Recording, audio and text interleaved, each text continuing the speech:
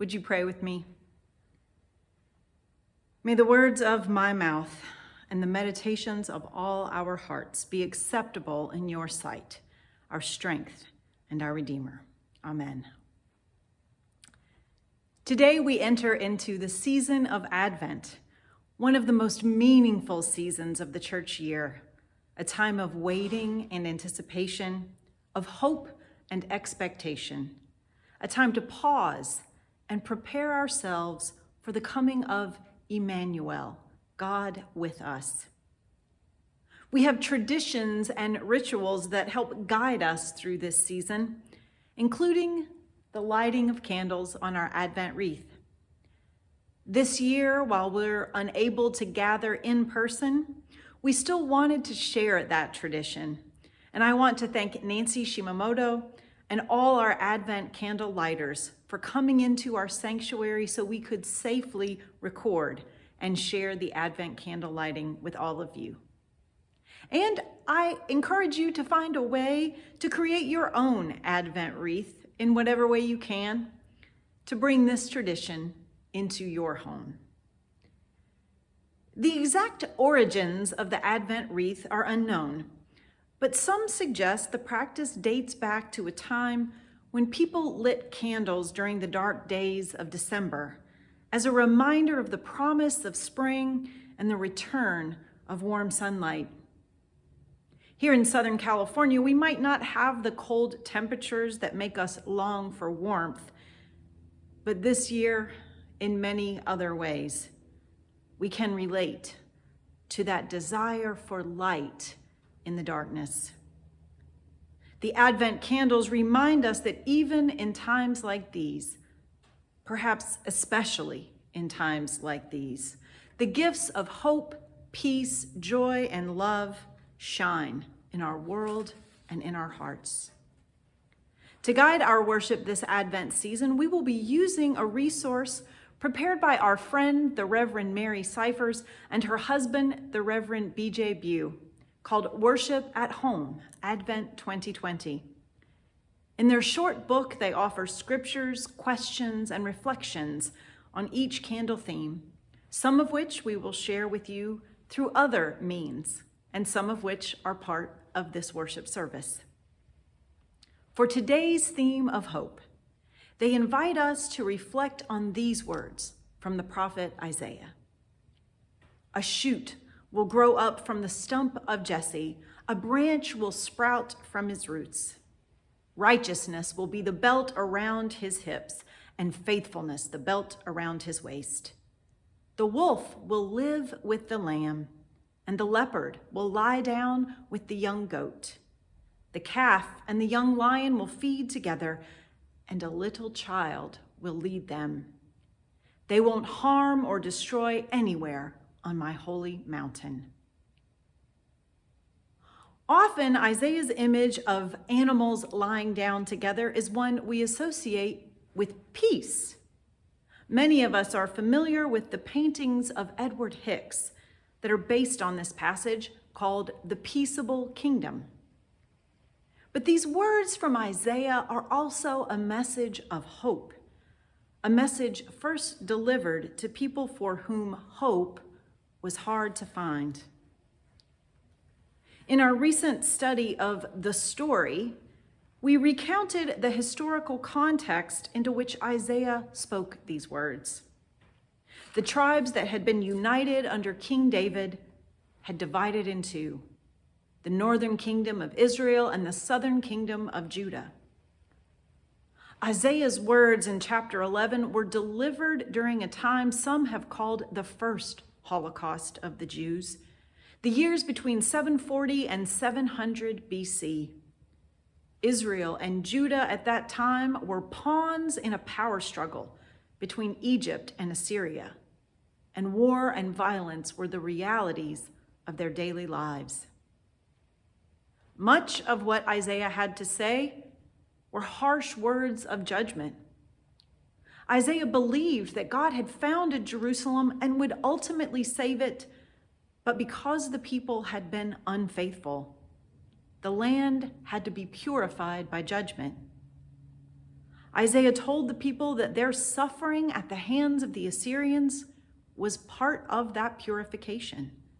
It was part of punishment for neglecting to honor God by caring for the widow and the orphan, the poorest and the most vulnerable among them. But Isaiah also offered words of hope, believing that God would raise up a righteous king to lead Judah. Isaiah's words that a shoot will come out of the stump of Jesse meant that God would restore the line of King David, son of Jesse.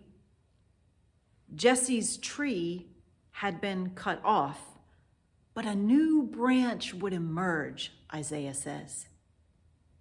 Under this new ruler's leadership, peace would be restored. For Isaiah, that shoot was Hezekiah, and he did in fact bring peace and stability to Judah, at least for a time. But unfortunately, it did not last. And in the years that followed, Israel and Judah's history continued to be one of conquest and subjugation. So again and again, when violence and aggression threatened their peace and stability, the people returned to Isaiah's words, looking for hope. In difficult circumstances, they found new meaning in old prophecies, new leaders to whom Isaiah's words might apply. Centuries later, in the person of Jesus, some saw the ultimate fulfillment of Isaiah's promise, a king, but a king unlike any other, a Messiah who brought salvation, but not salvation of oppression by political powers, a salvation from the power of death itself. For us as Christians, Jesus is that shoot of hope springing out of the stump of Jesse. Today we come to these words from Isaiah again, bringing to them our own hopes and fears, our own needs for peace and assurance. We come with concerns for our world, for our nation, for our families. We need those words of hope, especially this year, especially now. Our world feels broken in ways it hasn't before. We feel despair and darkness creeping in. I find that I vacillate sometimes between wanting to scream, wanting to cry, and wanting to numb out. And I know I'm not alone because you've told me, many of you, that you've been feeling it too. You're angry. You're scared. You're sad. You can't watch the news anymore. You can't stop watching the news. Everything feels so fraught, so heavy, so lost. But that's why we come here. We come to light the candle of hope. Hope isn't blind optimism.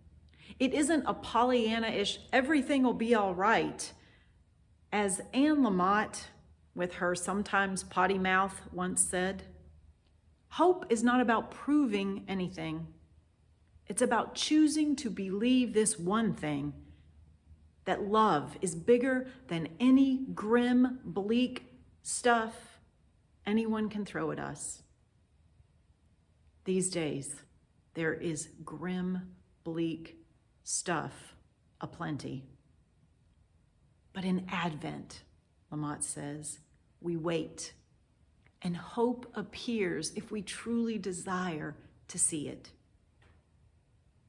Isaiah saw hope in a vision of a wolf and a lamb, a leopard and a young goat, a lion and a calf living together in peace.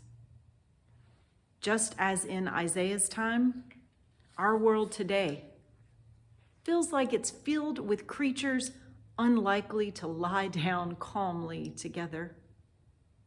It seems more likely at times that we will devour each other.